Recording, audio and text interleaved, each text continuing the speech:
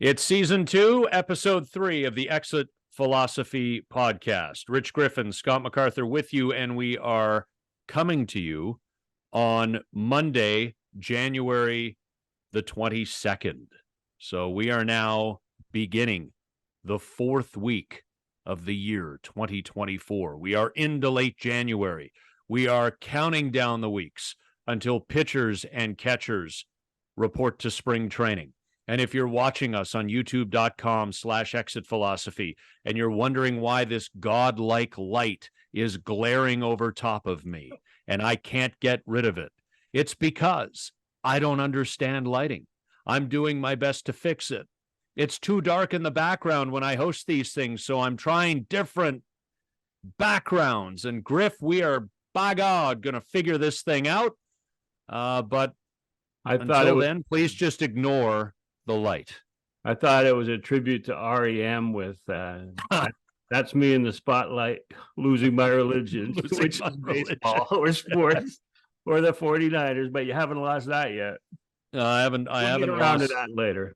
Yeah. Well, we are going to talk about baseball's offseason coming up in a little bit. And there's, a big week for baseball's Hall of Fame. We'll touch on that. And at the end of this episode, as we've done the last couple of weeks, we will make our NFL playoff picks. And as we did last week, we will look back on our picks from the previous weekend. And I'm a little hesitant to play that part of the game because I may not have done too well this past weekend. But that is all ahead, Griff. As I said off the top, I mean, it's Monday, January the 22nd, as you and I sit here. Spring training is really legitimately around the corner now. I mean, it might not feel like it, and it's always that time of year. We say the same thing every year. Boy, I can't believe spring training is so close. I mean, look outside. There's snow on the ground. It's cold, blah, blah, blah, blah, blah. But it is just around the corner. And there's a lot more that this Toronto Blue Jays team has to do to put itself in a position to contend in the American League East this season. Yeah, it feels a little like Punxsutawney Ross and Groundhog Day, where every week we come on and talk about the same inaction that's taken place and the same rumors that are out there. I think Yariel Rodriguez is about the only move that of significance that Ross Atkins and his front office have made, and there's been promises since the season ended, and it seems to be throughout baseball that there's been an inexplicable inaction to make moves other than, of course, the Shohei Ohtani, which was believed to be breaking or opening the floodgates, and it didn't. No, it didn't. And I think the next expectation is that Cody Bellinger signing with whoever he signs with, and it seems like a lot of people believe it's going to be a return to the Chicago Cubs, will be what gets the floodgates going, because Bellinger is a Scott Boras client. And then arguably the second best remaining position player free agent on the board, Matt Chapman, is also a Scott Boras client. And maybe we'll just tick these boxes off here as we go along. But Griff, it's taken its sweet bloody time, which, as we know, baseball is wont to do for some reason. Yeah, the signing of Kevin Kiermaier, the re-signing of Kevin Kiermaier at the end of December, to me signaled that they were out of the Cody Bellinger sweepstakes unofficially, but internally it was official, because now with two left-handed bats in the outfield and George Springer, the need is for a right-handed bat so that they don't have to play Varsho and Kiermaier against every left-handed starter. They can have a guy like Jorge Soler out there. But if you sign Cody Bellinger, another left-handed bat, then that takes that off the table, which to me was an indication that they had given up on Cody Bellinger and were staying alive in the talks just as a favor to Scott Boras, because down the road, a Scott Boras client may come into their crosshairs. I mean, I find that I take legitimacy with that opinion, Griff. I don't take argument with it. But this notion that everybody's just tipsy-toeing and dancing around Scott Boras and playing to the tune of his fiddle all the time. Oh, we better do Scott Boras this solid because geez, once Bellinger signs with the Cubs, we're looking at our roster and it's pretty crappy. So we might have to bring Matt Chapman back to play third base. Better be nice to Scott Boras.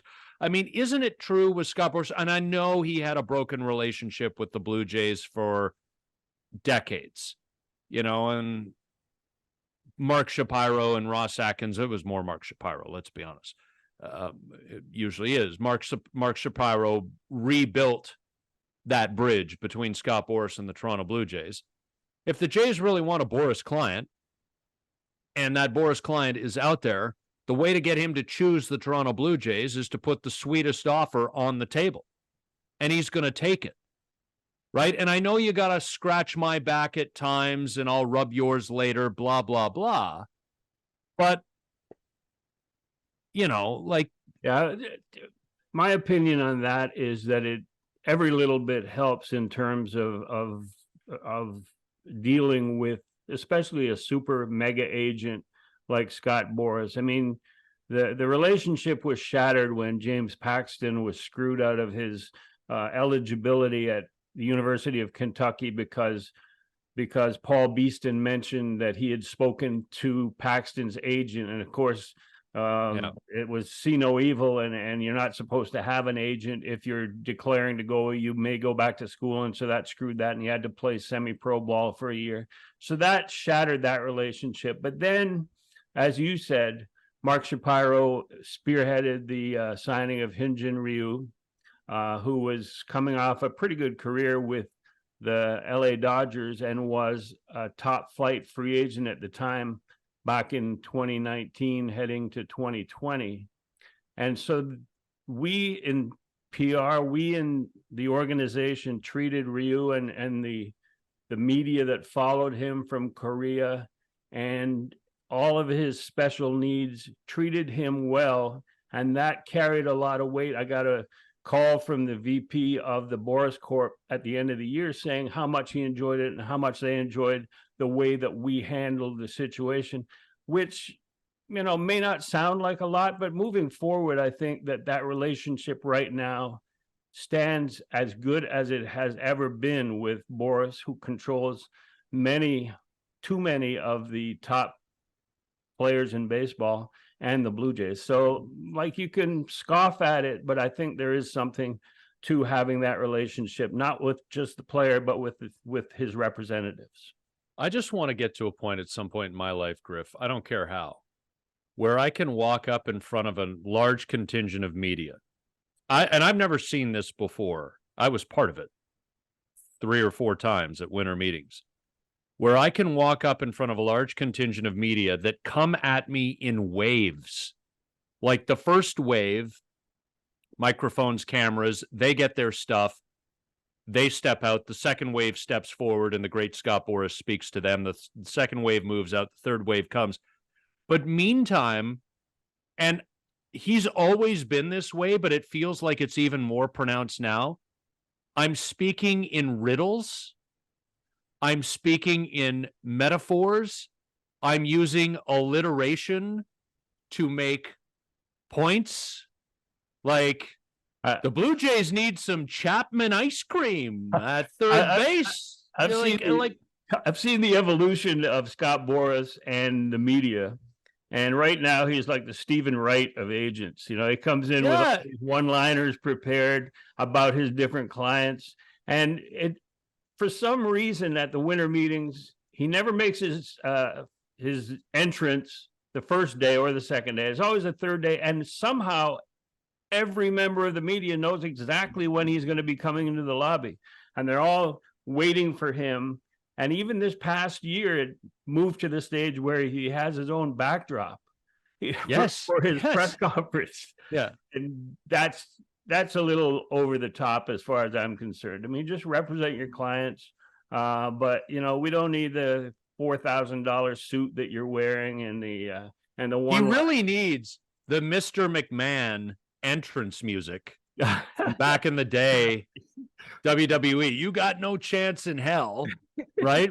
And he needs to do that Mr. McMahon arm swinging strut as he walks up to the Boris Corp logo backdrop for his press conference. But I mean, I find all that humorous. I would love to get to a point in my life where I have that much money and give that little shit about anything other than maximizing the dollars for the people who have hired me to represent them. I mean, to be able to act like that. Pretty much that is, to me, the reason why the dam hasn't burst on free agency and player signings, because Scott Boras still has work to do, still has one-liners to deliver, and still has 2 or 3 of the top free agents who are sort of stopping the rest of the teams from reaching proper collaboration and process and actually doing something and signing one of these guys. Well, you posed the question as we were preparing this episode, Griff, whether the Jays can salvage this winter. And I mean, goodness, there are enough free agents still out there. I know that the Jays are working with limited dollars within their budget, especially after applying $7.5 million this year and next on an AAV to the next coming of Babe Ruth, Isaiah Kiner Falefa. But the Jays have $30 to $40 million to work with this offseason. Let's give almost 1/4 of that to a non-hitting utility infielder. How about that? They still have $32 million to spend. Yeah. How about that? How about let's just do that? Who cares? It's not our money. But you posed the question, can they salvage the offseason? Well, there are enough free agents out there, and maybe there are trade possibilities as well. And I've got a rant about the baseball's offseason that we'll get to in just a little bit. But you came up with a pretty strong list of examples of moves that have been made in the Shapiro-Atkins era in the month of January. Yeah, it was January and February, and I thought the same thing, like, that frustrates fans is that what happened to all the moves that were going to be made at the winter meetings or after the winter meetings when they've had time to go back in their offices around baseball and collaborate properly and then make a decision? What happened to all those moves? And January and February, spring training, as we said earlier in this podcast, spring training is right around the corner. It's not 6 weeks away. It's now 25 days away. That's coming up fast. Anyway, so going into the 9th season of Ross Atkins as GM, there's some moves that were made in January and February. So where we are right now that I had forgotten had occurred so late. And the quick list, George Springer signed January 21 to a 6-year free agent deal. Marcus Semien, January 21, signed to a 1-year deal. That was a tremendous signing right there, and it didn't happen until late January of that year. Randall Grichuk trade for Connor Green and Dominic Leone. That's now a national holiday. Yeah, that's now the anniversary of that's now a national holiday. And then when they needed a rotation part, Steven Matz from the Mets for Sean Reed-Foley, Yency Diaz, and Josh Winkowski. And that worked out for at least a season with Steven Matz stepping in and doing the job in 21 for them. Brandon Belt in 23 signed the second week of January. Chad Green signed at the end of January last year. Freddie Galvis, January of 2019. He filled the gap until Bo was promoted just before the All-Star break or just before the trade deadline, and Freddie Galvis was moved along, but he filled that gap and did a pretty good job for the team that time. Curtis Granderson, January of 2018, came in and did a job. Jose Bautista was re-signed in January 2017, and David Phelps, the 10th on my list, in January of 2019, he came in and really did a great job in middle relief for the Blue Jays while he was there. But so it's not that nothing gets done in January and February in baseball. It's just that the promises and the disappointments like Shohei Ohtani and even Cody Bellinger, who was expected to be at the top of the Blue Jays list once they lost Ohtani, that hasn't happened and likely is not going to happen. But January and February is not a write-off, but it's like the worst thing for fans to have waited around this long to see. Like even a Jorge Soler signing isn't going to save what's happened already.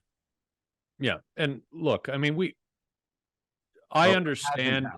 Yeah. And I understand a lot of the reasons for things. And there's a compounding reason. And maybe the main reason this offseason is that the regional sports networks that broadcast roughly half of the team's games in this league. These are local broadcasts, not national, but regional sports networks. The Diamond Group that run the Bally Sports Networks, it's gone belly up. It's gone bankrupt. And so that is creating this crush in terms of these teams. And the Minnesota Twins are an example. The San Diego Padres, who've been through a lot this offseason. Not only is their RSN crater late last year, their owner passed away after the World Series. There's a lot of churn there due to those extenuating circumstances for a team that does not play in a large market, that plays in the shadow of Los Angeles and the Dodgers, and that has a ton of highly paid players on its payroll because it had a pretty good RSN deal and it had an owner, Walter O'Malley's grandson, who sadly passed away late in 2023, who actually wanted to take a middle market team and try to make it behave like a big market team and, win.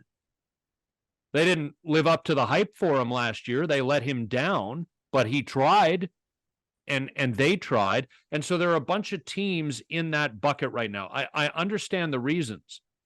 But as we've talked about, Griff, I'm a, big time San Francisco 49ers fan. And when my favorite football team is good, I am locked into the NFL even more than I am ordinarily, which some people might say is too much. Like, I love the NFL. And I understand that, look, the National Football League is a weekly product during its regular season and playoffs, and that it has a bajillion dollars worth of national television revenue coming in, and that it can disperse that amongst its 32 teams. And that's why a team in Green Bay, Wisconsin can compete with two teams that play in New Jersey but have New York's name, or with the Chicago Bears, or with the LA Rams and the LA Chargers. Like, I understand all that. But when you look at the way the NFL schedule, 12 months of the year is laid out, there is something every month that a fan knows.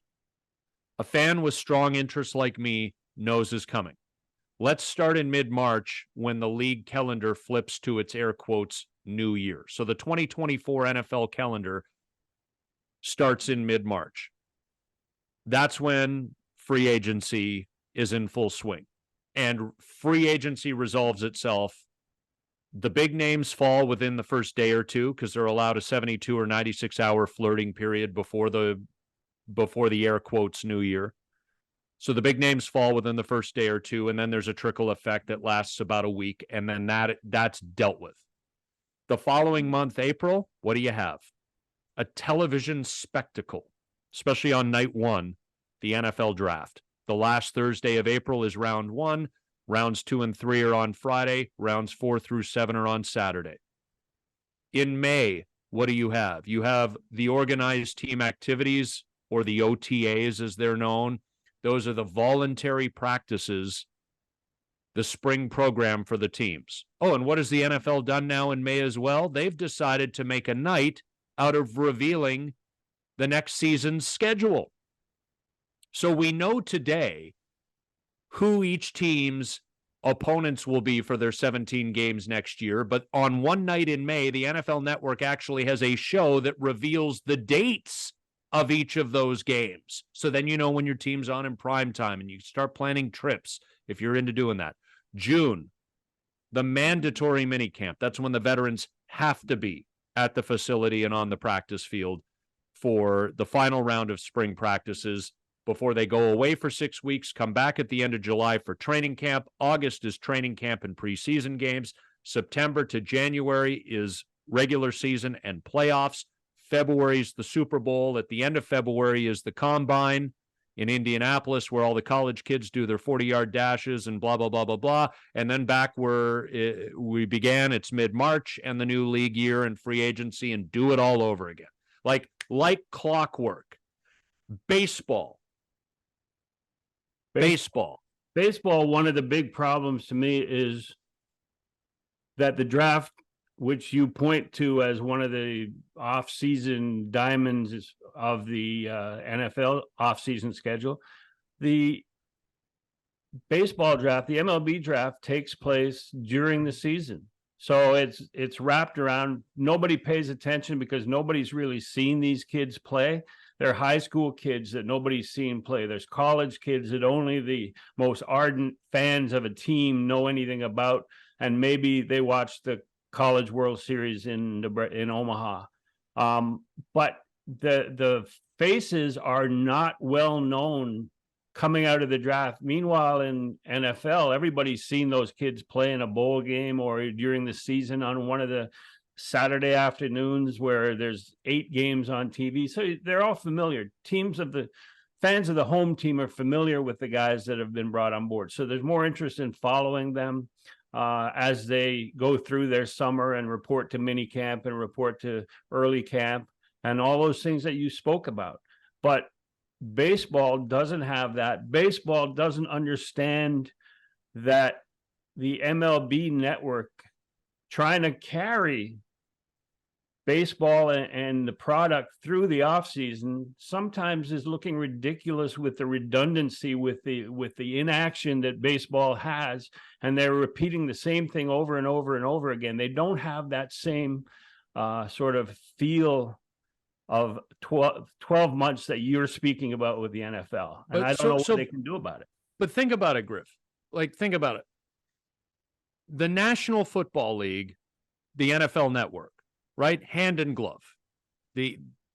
I think the NFL is trying to get out of the media game. And there's a possibility, I've been reading that the NFL may end up with an equity stake in ESPN at some point here relatively soon. But setting all of that aside, the NFL is not going to set up a studio at the NFL draft or anywhere else, bring all of its top talent in, Rich Eisen, Michael Irvin, Kurt Warner, Steve Mariucci, you name it, all their top, Maurice Jones-Drew, sit them there and then have nothing happen. That's what happens at the winter meetings.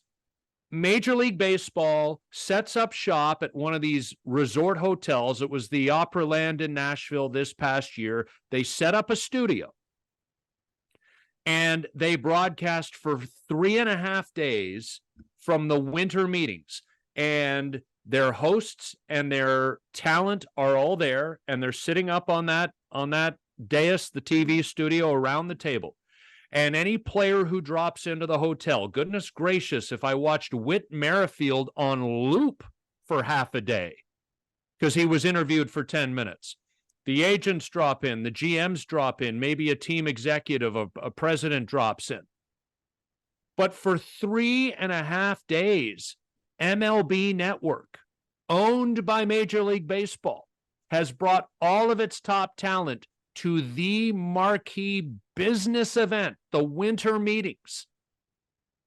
And all that happens is what? and you can't force a team to, or a player for that matter, Shohei Ohtani to sign at the winter meetings. You can't force Cody Bellinger, can't force Matt Chapman, can't force Blake Snell, on and on and on it goes. But the point is you have structured this such that this is your marquee event. And for 3.5 days, nothing happens that's worth all of your talent that you've flown in and set up a TV studio for. Nothing of consequence happens, nothing that they can chew on for hours at a time. So you need to play Whit Merrifield explaining why he deserves a major league contract this coming year on loop.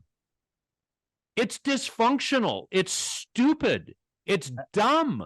And we get the reasons, the RSNs and blah, blah, blah, but it's your friggin' marquee event where you have the opportunity to take the front page in the middle of the NFL regular season stretch run, and you can't get a player of consequence signed at your so-called big event where you've brought the nation's media. It's asinine. Yeah, I agree 100% in terms of them misusing or abusing the winter meetings opportunity. But I think it's a transition, and I think it's got to change. I think Major League Baseball and the union will get together.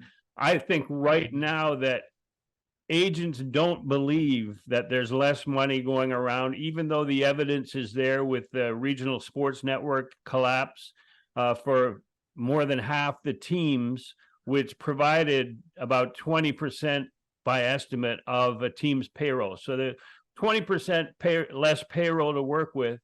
There's not a belief from the agents that money is going to be difficult, and the only people that are going to sign big contracts are the huge stars in the game. I think that is an issue. I think the fact that that baseball went down to after COVID, baseball realized that hands-on training of their top young talent was better than sending them to Bluefield. And we discussed this. The small towns were losing their affiliated baseball. And now they're down to, each team is mandated to 4 minor league teams, plus a player development complex league that has top prospects, maybe from the draft and others that were already in the system. But that releases a whole new load of annual free agents onto the market. They're not top flight, but they're bodies, they're players, and it's oversaturated. The free agent market is oversaturated from bottom to top.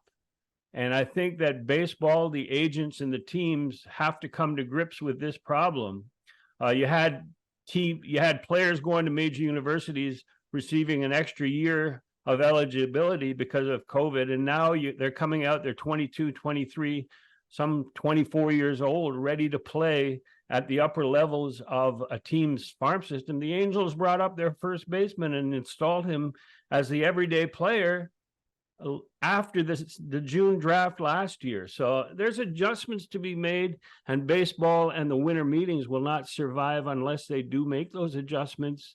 And I'm confident, maybe I'm not confident in the leadership of Major League Baseball to find a solution to it, but they need to, because as you point out, the off season has been a huge disappointment for 29 fan bases. I won't count the Dodgers. Yeah, well, and I can only go by conversations that I've had with friends. People shoot me a DM on Messenger, or they text me, or people are angry about the Ohtani contract because of how it's structured. And I think we've talked about this on previous episodes. And I say, look, if you actually look at what the Dodgers did here, it's a microcosm of a lot of the problems with our world in general, which is that there is a far larger chasm between legality and morality than a lot of us would like to admit. What the Dodgers did was legal. Is it in the best interests of the game?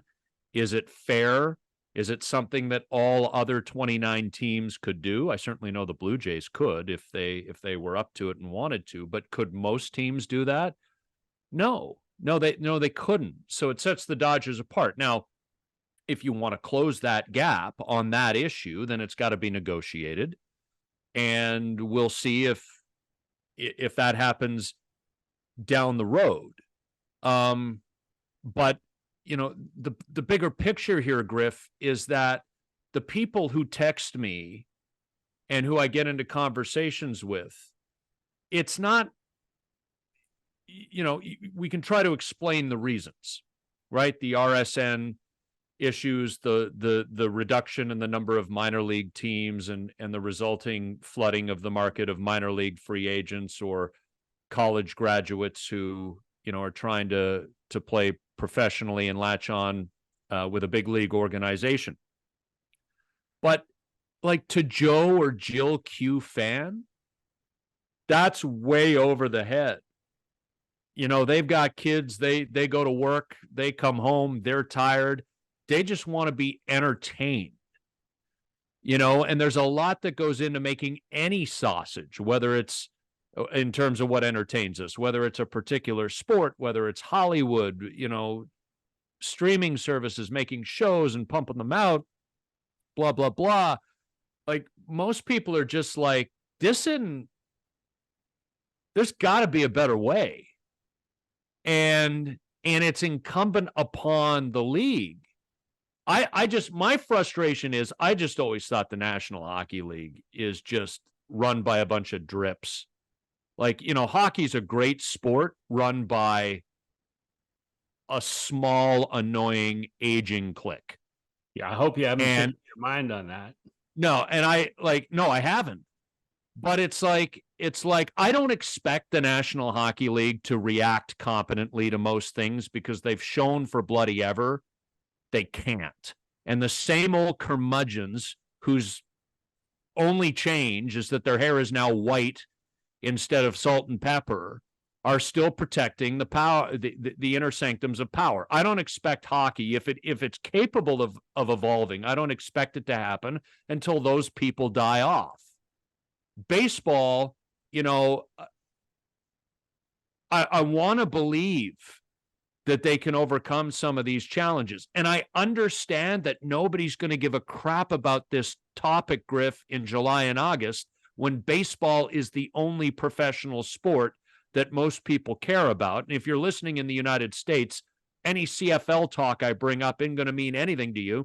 And if you're listening in the GTA, where a lot of our listeners do, the CFL probably, the exception if you're a Hamilton Tiger Cats fan, CFL doesn't play a lot, in Toronto.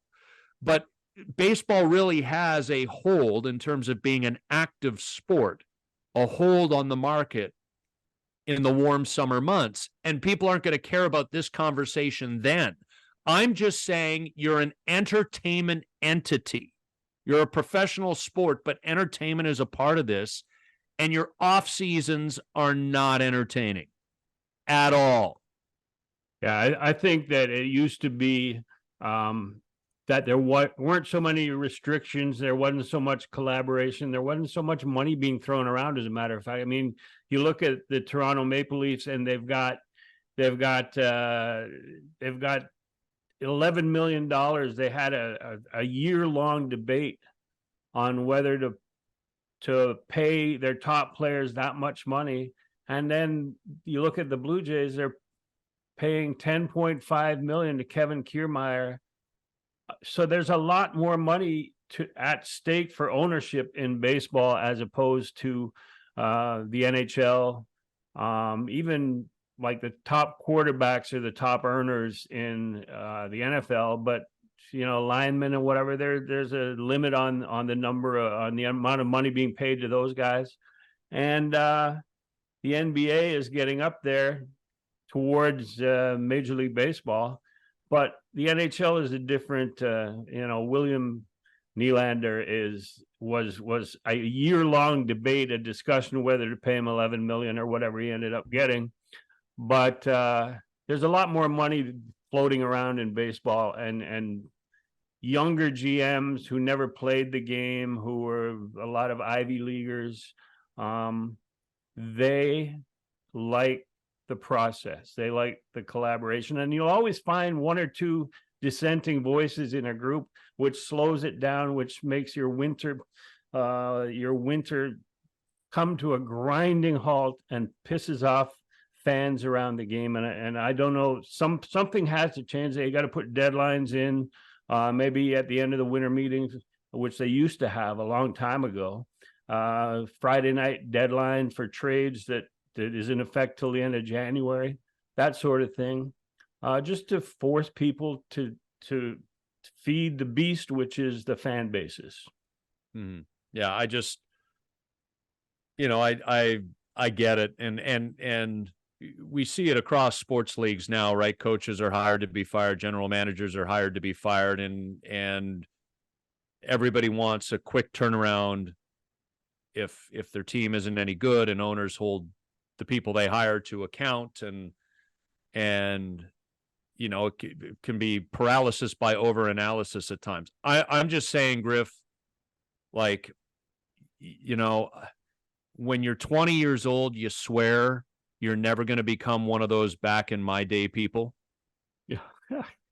And then you get to an age where it's like, I don't know if we idealize our youth or if we eliminate a lot of we don't remember moment by moment how we felt about certain things. So we just look at it in sort of this overarching totality. But it felt different back then. I sit here now and I'm like, hold on a second. Like, I'm like everybody else. I got options. I don't have to stay locked in and engaged with this. I don't work anymore for a mainstream media entity that requires me to come up with shit on a day in, day out basis, even when nothing's going on.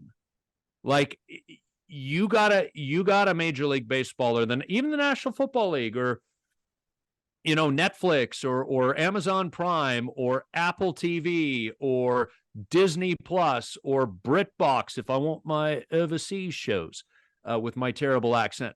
Like, you got to earn my time and therefore earn my buck. Like, it, I mean, it's a competitive field out there for the very short attention spans of every human being. And I find myself, a month from now, it'll be different, right? Pitchers and catchers will be in camp. The position players will be reporting, and we'll be into Grapefruit and Cactus League games in about 5.5 weeks, end of February. It'll be different. I get it. But I just find, like, come on, let's go. Let's go. I don't care. Cody Bellinger, Chicago Cubs. What's the stare down over?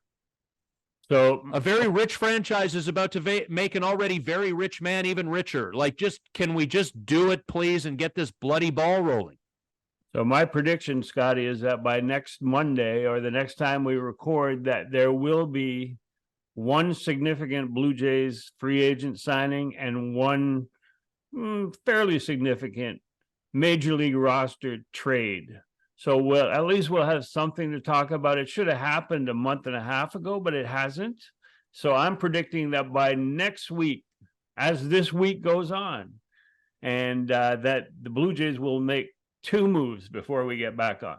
And as I've said to you, if you keep predicting that every week, Griff, eventually you're going to be able to say, see?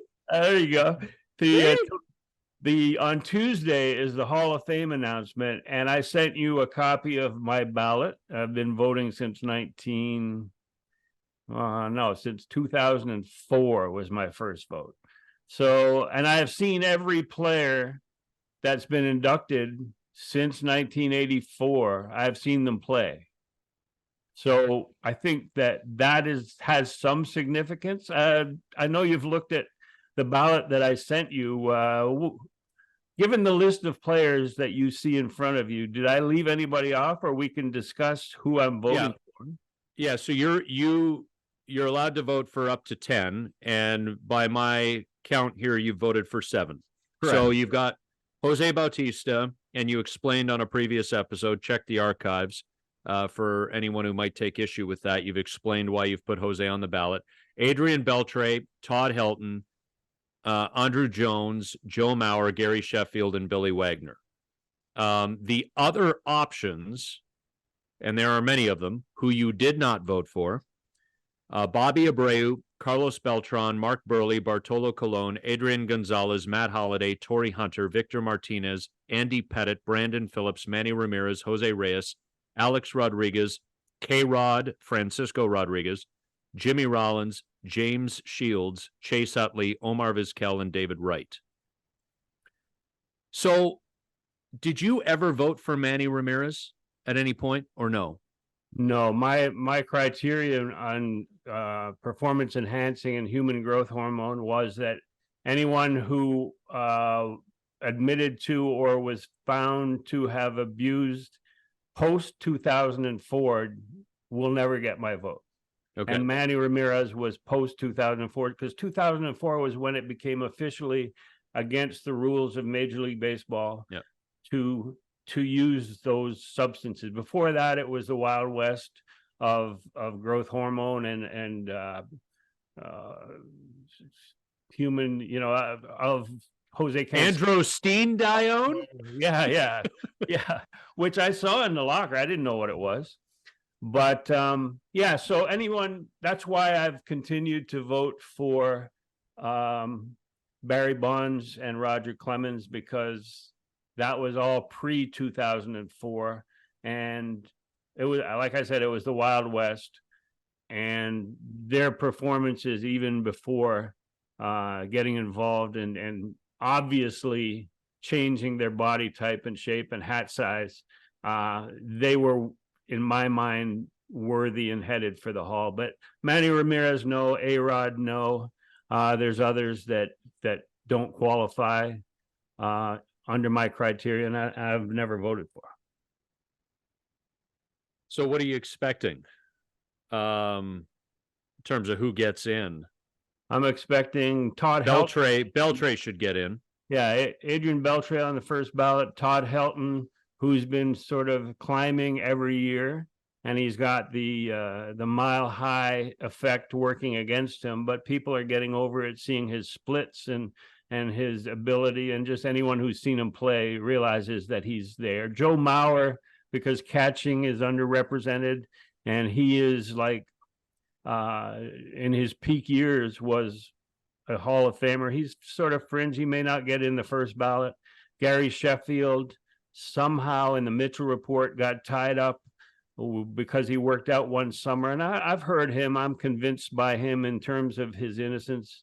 Gary Sheffield is a guy that I would go out specifically to watch take batting practice, just because of his bat to ball skills and his power and just the charisma that he had as a player. And I believe that he did not participate with Balco and Barry Bonds the year. And even the owners of Balco said he was not involved in that. So he's going to be tough. It's his last year. I don't think he'll make it. Billy Wagner, I've never been a relief pitcher. I've never really voted for relief pitchers. I don't believe in relief pitchers. They're failed starters. Until now, when the obvious role of relievers has become more important, and starters are just relievers who can go an extra 3 innings. So it's the first year I've included Billy Wagner. I think he's got a really good chance to go in. Maybe others are realizing the same thing that I did, that pitchers are pitchers. They're all relievers now. I think the generation of 7-inning starters is coming to an end, and so I'll have to change my outlook. Yeah, 7-inning starters and pitching every 5th day. It's probably going to be pitching every 6th as time goes on here. And the thing with Billy Wagner is he was throwing 100 when we like, there is a pre-Aroldis Chapman, and there's a lot of things problematic about Aroldis Chapman behind the scenes. We know that, but from an on the field perspective, there's a pre-Aroldis Chapman and a post Aroldis Chapman world, where to throw 100 And Billy Wagner was able to do that pretty consistently. To throw 100 was a big deal back then. Now everybody and their brother seems to be able to throw 100. And Billy Wagner was, and he was the closer. I remember, as somebody who's followed the Cubs, and the Astros used to be a National League team, and there were some battles in the NL Central there around the turn of the century. Lidge, Dotel, and Wagner. 7th inning, Brad Lidge. 8th inning, Octavio Dotel. 9th inning, Billy Wagner. Those Houston Astros teams. And it was like a 6-inning game. You'd go into Houston if you were the Cubs, and it was Roy Oswalt. It was Roger Clemens in 2004, Andy Pettit. Like, if you didn't do damage in the first 6 innings, you weren't winning that night. Wagner was a lockdown guy. So, yeah, that changed. That whole environment has changed my attitude on closers, relievers. And I should mention that the Jose Bautista nomination that is on my ballot was, as we discussed in a previous episode, was totally out of respect for the man. I don't expect that he'll ever get in. Hopefully he'll survive the 5% minimum to stay on the ballot. But I voted for him out of respect for who he is, what he did for the Blue Jays, and how he played the game.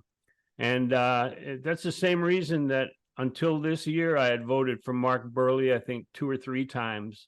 And then because I voted for Burley, I looked down the ballot and I said, well, if I'm going to vote for Burley, I got to vote for Andy Pettit, because they're pretty much the same results, the same type of guy. And so once I took Burley off my ballot this year, my 3 years of respect has a statute of limitations on it. And so I took Pettit off because he was linked in my mind to Mark Burley. So I'm down to 7. I remember in the 90s and the early 2000s, a lot of people would only ever vote for 2 or 3 names, the top 2 or 3 names. They didn't, you're allowed to vote for 10. It doesn't mean you have to vote for 10. Right. And lately, especially with all the ballots being revealed on social media, Mr. Tibbs on X or Twitter, people send him their ballot and he publishes them. So I think that has changed the way that people vote. It used to be like, who do I really think is going to the hall? You'd vote for 3 guys, send your ballot in. Nobody knew. But to me, the fact that baseball is so transparent in the voting process makes it easier to criticize on social media, but also makes it more balanced and fair than nobody knows how the NHL Hall of Fame, the NFL Hall of Fame, how that goes. Yeah. So like, to me, it's the most fair and balanced. Yeah. It's like Fox News, I guess. But that's the explanation of my ballot and how it came to be and how it evolved. Oh, thank God I know you well, and a decent sense of humor, because I appreciate it. That's I was thinking it and then you said it. I like it. Yeah, the Hockey Hall of Fame, it's like a friggin' papal vote, like the black smoke or the white smoke. We've made a decision or we haven't, and nobody can talk about it because it's just so important. It's like, what? You are the losers who kept Pat Burns out of the Hall of Fame until after he died, and you knew he was dying, and you could have put him in while he was still alive, but you can't talk about why, because it's just so important. Like, oh my God, get over your self-importance. Anyway, this is not a hockey podcast. There's too many of those anyway. You off, Scotty. Oh, just these humans. It's just, surprised my hair's not grayer yet. That's coming sooner rather than later. Do I want to do our NFL picks? Yeah. I was just going to suggest let's go and review this past weekend. All of your Niners are moving on, but it wasn't easy. And 3 other games that had me really riveted.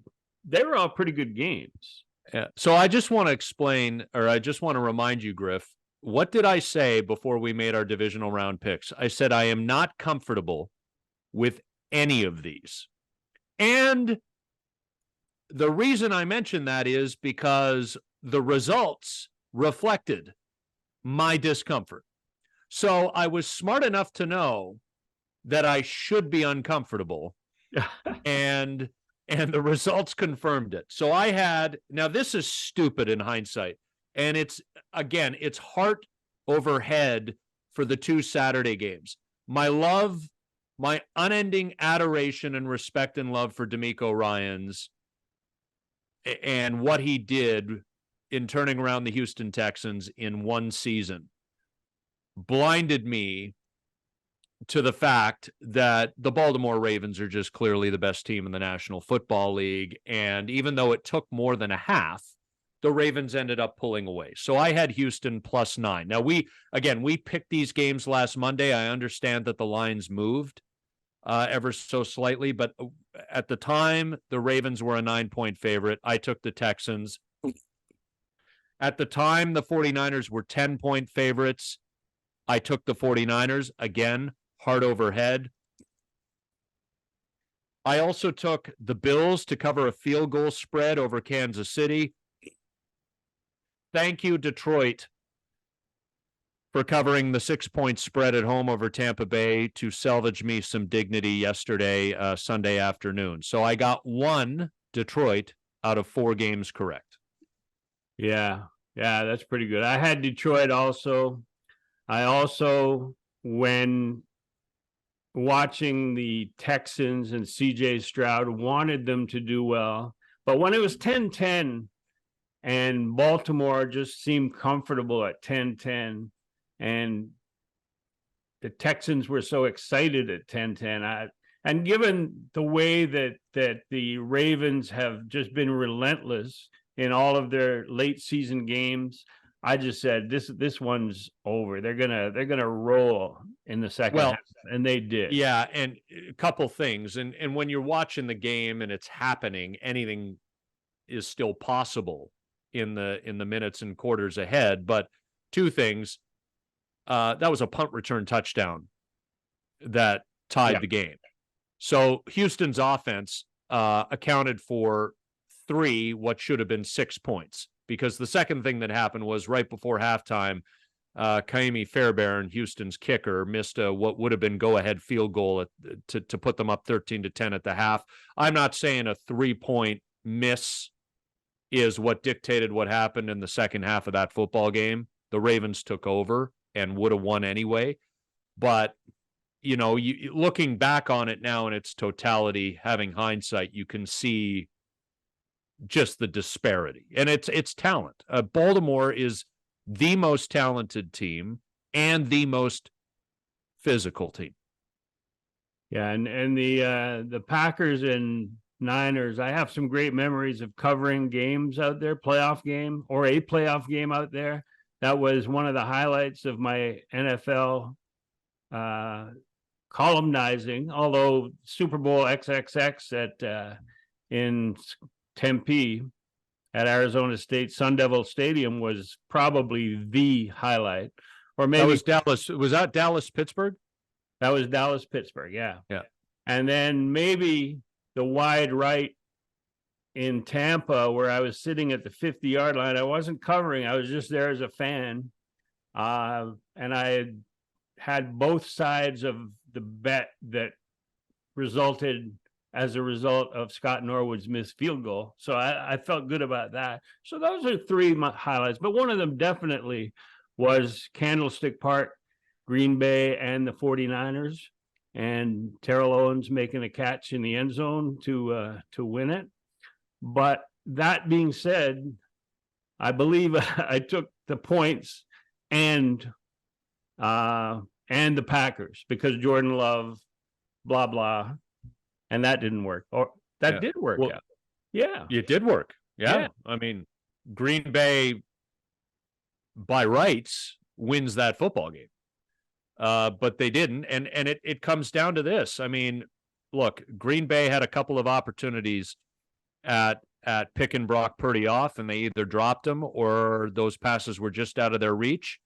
Jordan Love threw 2 crucial picks in the second half, including at the end of the game. And that was the difference Griff, I am celebrating, and I'm not throwing a party, but, celebrating loosely, my 35th anniversary of being a fan of the 49ers. I became a fan in January of 1989 at the age of 9.5. And so there have been a lot of playoff games. But I say this as a 49ers fan, I say it in general. I can't remember a team winning a game of that importance, which is to say a win or go home playoff game, having played that badly. 49ers history or any other NFL team, like by rights, I say this as a diehard fan of the 49ers, by rights, they lose that game, but they didn't. They found a way. And the weather, it was raining, pouring rain for a lot of the game.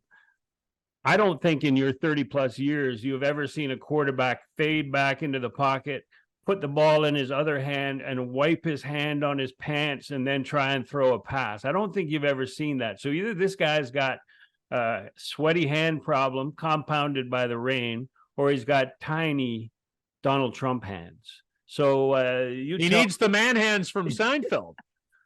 Just open that beer bottle. You got something on your face. But in the final 8, 7 of the quarterbacks were first rounders, and Brock Purdy was the last pick of his draft. So if the Niners are going to be upset either this coming week or the Super Bowl, then I think it's the quarterback that I don't even think he should be considered anywhere close to being NFL MVP in 2023. I don't think he should even be on that list. He's got weapons. Yeah. Well, I think it's a runaway win for Lamar Jackson, although I think there is a legitimate argument to be made for either Matthew Stafford or Christian McCaffrey.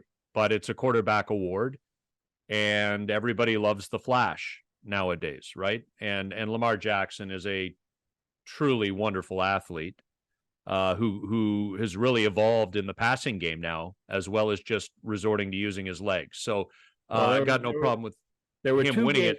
Yeah, there were 2 games where the media and fan challenge was for Lamar Jackson to step up and prove that he was an MVP, and he stepped up in both games. So I don't think I don't think there's any question that because he was able to step up and come through in 2 games that people challenged him, that he is clearly the MVP of the NFL. There shouldn't be any choice in that.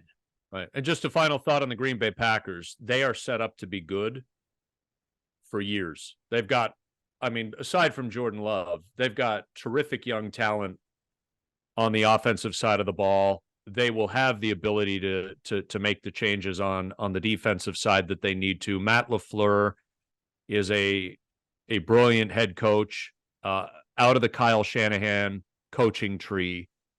And I really like their future. And isn't it interesting? They got rid of the bad human, and they played with his dead salary cap money on their books this year, and it didn't matter. They emerged and improved and got better as the year went on, and they went to the divisional round of the playoffs, and the New York Jets are still the same sewer-dwelling, dysfunctional, crappy organization they've always been. Well, their dumbass, aged starting quarterback is out there spewing his bullshit. I'm not a Packers fan because of the rivalry with the 49ers, but to see that organization step out from the shadow of a bad guy, and really 2 bad people have been the quarterback of that organization for the last 30 years. Elite quarterbacking, bad humans. And they stepped up. So good for them, and they'll be right back at it next year. And I know the Niners have a road game at Lambeau on the regular season schedule, so it should be a hell of a rematch. And how about Sunday's games, Lions and Bucks, and the Bills and the Chiefs? The cameras were panning in Detroit to an 89-year-old fan, and they were panning to Taylor Swift. So there's probably shows the comparison between those two organizations. Were they panning to Taylor Swift or were they panning to Jason Kelce? They were Who was to Jason Kelce, who was having a night in that box. yeah, yeah. Like there's Taylor Swift, and then behind her, there's this big burly shirtless dude with a cramming beers down his gullet and jumping out the window into Bill's Mafia. And then there was all that footage from because Jason Kelce went to the tailgate. So that seemed like, and it seemed like Bills fans were pretty good with all of it too, understanding that Jason was rooting for his brother and Kansas City. You know, Detroit, Griff, and we'll get to our picks for this weekend's games. Detroit's just a great story. I mean, you know, and that's why I had to pick them over, even though the Bucks are a family favorite. And the Lions story was so good that they had to go on next week and play the championship game. It just was destiny. And you know, you've been there more than me, but I've been there plenty of times, both for work covering the Blue Jays, but also I've been to Old Tiger Stadium a couple of times. I've been to Comerica as a fan a couple of times. Been to Ford Field for a game. And trust me, this was 2017 when the Browns played the Lions. Like, this 2017. This isn't the 2023 Browns and Lions playing. It's 2017 Browns and Lions. You know, it's different. But we've been to Detroit a lot, and it's a city that has sort of ridden the peaks and valleys of the auto industry. It's a city out of which some of the greatest music ever made has come over the last 50, 60, 70 years. It is a city with true heart, true soul, and people who, you know, have been waiting for so long for the football team that they love to give them this. So to have two home playoff games in the same season and to win them both is pretty cool. Yeah, no, definitely cool. Definitely why I picked the Lions. So I think we both had the right side in that one. But I also had the wrong side in the Bills in the Bills game. You know, I'll just say this about that game. And I texted our buddy Arash Madani this the moment it happened. When Sean McDermott called that fake punt, and it didn't work. It was Kansas City was leading by 3 points, and the Bills were in their own territory. I think it was early in the fourth quarter. Yeah, they were close to midfield. And I said, that's a fireable offense. That's a fireable offense. Right there, that's a fireable offense, because at that point in the game, the defenses had started to take over. The offenses were moving the ball at will, and then the defenses started to take over. And I thought a fake punt on your side of midfield with most of the fourth quarter remaining and you down a field goal inserted desperation into a game that didn't call for desperation at that time. There was no desperation yet. You pin the Chiefs, you know, if you can do it, if you get a good punt, get good coverage, you pin the Chiefs deep, you try to hold them, and then you get the ball back. Like that's what you do there. You don't, and his ass, McDermott's ass, got saved by that fumble out of the end zone that resulted in a touchback. And nobody's talking about that ridiculous, because McDermott is known for losing his head with his decision-making late in football games. That one goes ignored because it doesn't end up being consequential. Well, the broadcast booth reasoning for going for the fake punt was that on defense, the punt return team only had 10 players on the field. My answer to that is, so what? Punt the ball, like you said. Trust your defense to hold them down. The sideline must have been looking at McDermott going like, what are we doing? You know, like I thought, looking at the clock, there'd be 3.5 minutes left. Okay, we'll go for it. There wasn't. It was the full fourth quarter was left. It's crazy. Well, and I just, and you know, whether this falls at McDermott's feet or the offensive coordinator's feet, he's the one calling the offensive plays. Like, you're down by 3. at the 2-minute warning. You're Buffalo. You're on Kansas City's side of the field now. And the play calling, like you had, I think, 2 of your 3 timeouts remaining. Time, like whatever it was, time was not an issue. You only had to advance slightly further, well, even further, they were to get into field goal range, the way that it worked out. Yeah. And Bass missed, and that's what everybody's going to focus on. But to me, with those timeouts, you're moving the ball. Why do you come out of your shoes and start having Josh Allen roam around and sling it down the field to guys who aren't open? Force Kansas City to burn their timeouts with a run game that you were gashing them with on that drive. Keep to the script. Keep to the game plan. Control the football. Force Kansas City to use their timeouts. Grind the clock down. Settle for a close game-tying field goal if that's what it takes. But you're playing for the touchdown here. 2 incomplete passes followed by a missed field goal. Now you're down 3 with the ability to stop the clock only 2 more times. Kansas City's going to wind this thing down. They get a first down, game over. Like, I don't know what happened to the decision-making there by the Buffalo Bills on offense in the final couple of minutes. It got weird and stupid. The Chiefs had 2 timeouts left. So like you said, you got second down, you run the ball twice, make them use their timeouts. The other thing is run the ball twice, you get maybe 3 or 4. Even if you don't get the first down, you get closer for the field goal. Set your kicker up on the left hash, which he kicks his extra points from the left hash. So don't make him kick from the right hash 8 yards behind where you could be if you had run twice and made them use their timeouts.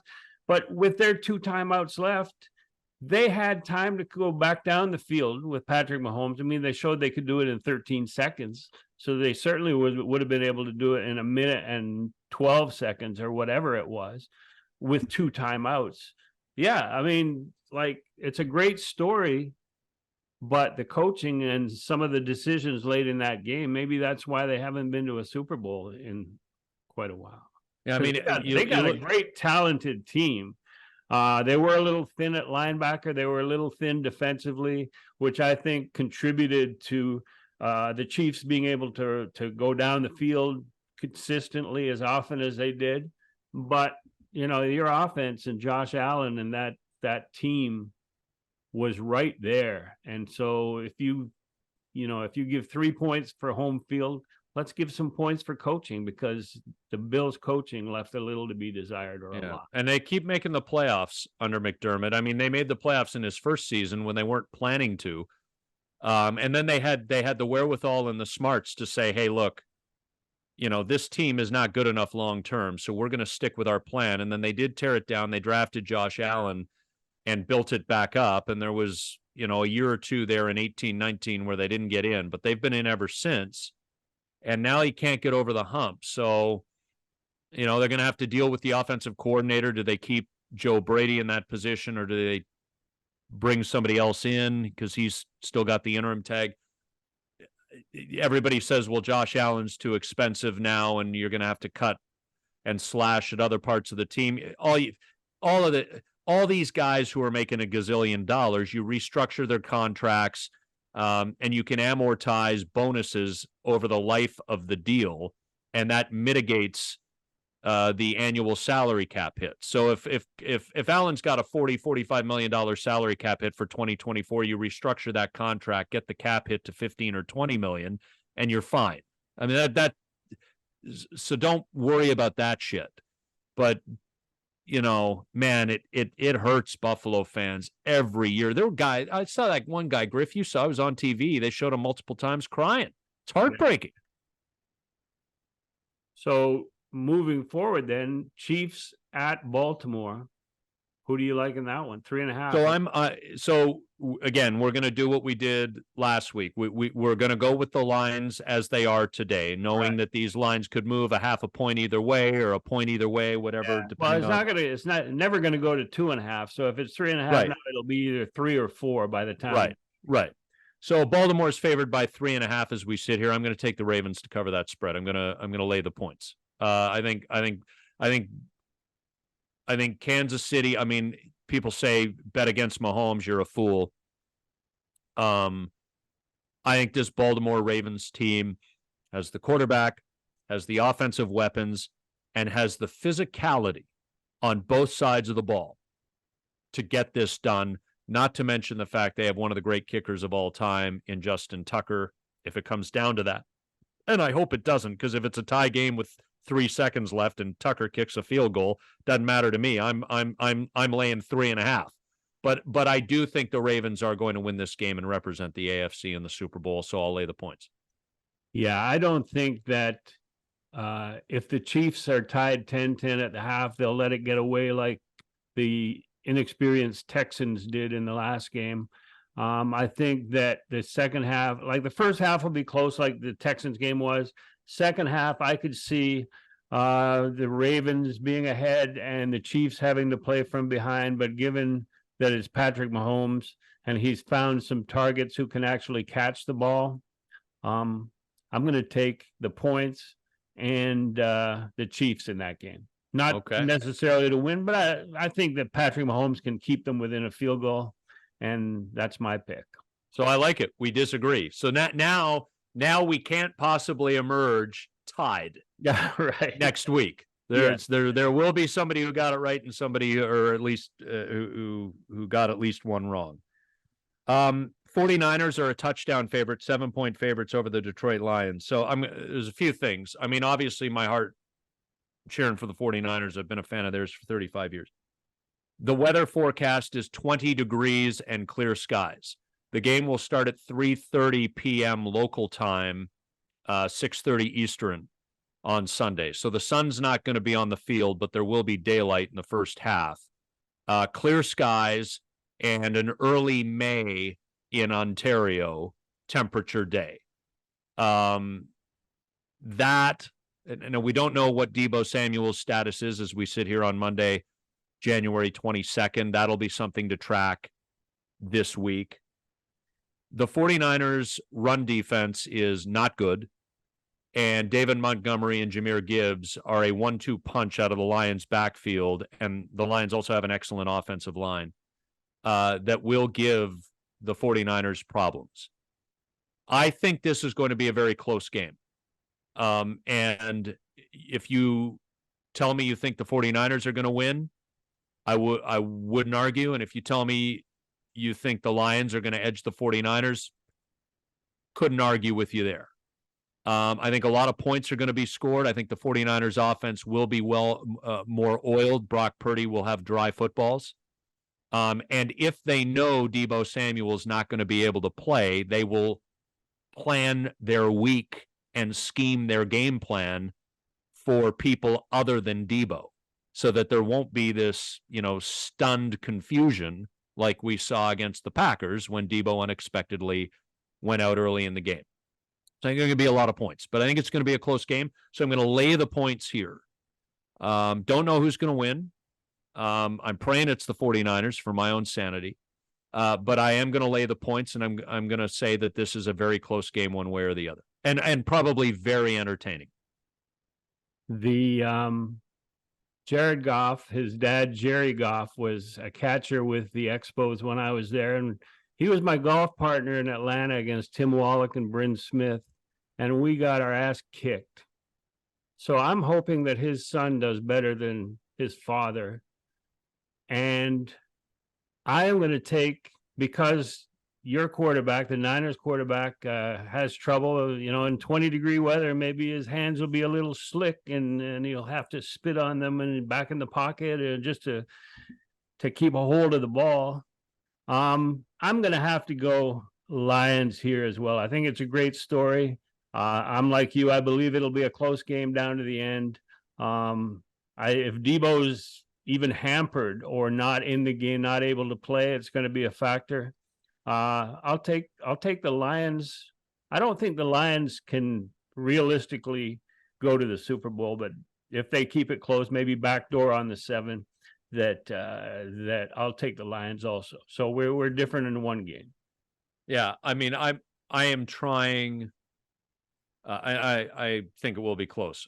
As a 49ers fan, I am trying not to see their entire season through the lens of the Packers game.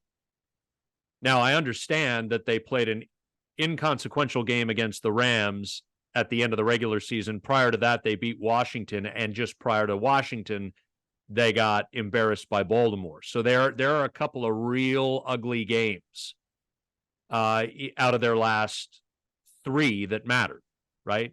Because the Rams game didn't matter and they didn't play a lot of people. So 2 of their last 3 games have been ugly. So is that telling us something, or is their entire season more of the story? I think the issue with the Niners is that they are very front heavy. They pay a lot of their players or their star players at the top of the salary scale for their respective positions. And I think one of the consequences of that is that the depth is not as strong. And I really think the 49ers offensive line struggled against the Packers, including at times Trent Williams. And, you know, the defensive line didn't get any pressure on Jordan Love. They did sort of toward the end when it was strict passing downs. But if you can't stop the run, you can't get that pass rush going because you have to honor the run. And I just think it's going to be a fascinating week leading up. It's going to be a fascinating game when it's played. I disagree with you in terms of the score. I think it'll be an under. I think that the Lions will try and keep the ball out of the hands of the Niners offense. And they'll run the ball. They'll try and work the clock. And when they get into the red zone, being an inexperienced team in this deep into the playoffs, they might have to settle for field goals. And therefore, I'm going under. I'll take the Lions, but I'll also take the under. Okay. Well, as it so often is, these games are decided in the trenches. And when we watch on TV, we don't often see that because we're looking at the quarterback and following the football, and then whoever ends up with the footballs who we're watching. You know, Jared Goff, and this is not an insult, but I don't know how better to describe it. Jared Goff is one of the few remaining true throwback style statue quarterbacks. He does not get outside the pocket. He doesn't flush. He doesn't scramble. He is a pocket passer. So if Detroit can run the football, and the matchup says they should be able to, that will allow Goff to run his under center play action that the Lions thrive on, and he'll have more time because the 49ers defensive line will have to honor the run. If the 49ers can stop the run and get Goff and the score, the offense is scoring points, forces Goff into strict drop back pass situations, that's where Bosa will feast. Or Bosa will take the double and triple team on, and Javon Hargrave, Eric Armstead, somebody else will get the one-on-one and win. And that's because Goff does not like pressure and is prone to throw ill-advised passes when under pressure. So the trenches will determine this game. It's going to be fun. Those 2 games are going to be fun. I'm going to have a stroke during the Niners game, but that's no different than it's week 1 and I'm having a stroke. This time is going to be worse, but it should be 2 great games. So before we wrap up this week's Exit Philosophy, I've for griffthepitch.com, Griff's Conversations, I've got Gord Ash lined up, John McDonald, and Ellis Valentine, who had his great career, brief career, but great talent with the Expos. And we'll record those this week. We'll be distributing them sometime over the next 2 weeks. And so look for that on griffthepitch.com. And we will keep you up to date on those big moves that I predict that the Blue Jays will be making in the next 10 days. Griff, drop the Ellis Valentine interview on February 14th. Yeah, there you go. That's perfect. Thank you. Valentine's Day, baby. A chat with Ellis on Valentine's Day. Yeah. Got to do it. Got to do it for sure. All right. So as always, if you are listening wherever you get your podcasts, we are on YouTube at youtube.com/Exit Philosophy. And we will go live. I feel like I'm repeating myself here, but if the Blue Jays make moves of consequence, we will go live on youtube.com/exit philosophy ASAP day of. So be on the lookout for that. Otherwise, we will talk to you next Monday, January the 29th, and we will be knocking on February's door. The day's getting longer, the weather not getting better yet, but spring training just around the corner. Till then, stay well and have a great week. Thanks, Scotty. Thanks, everyone, for listening.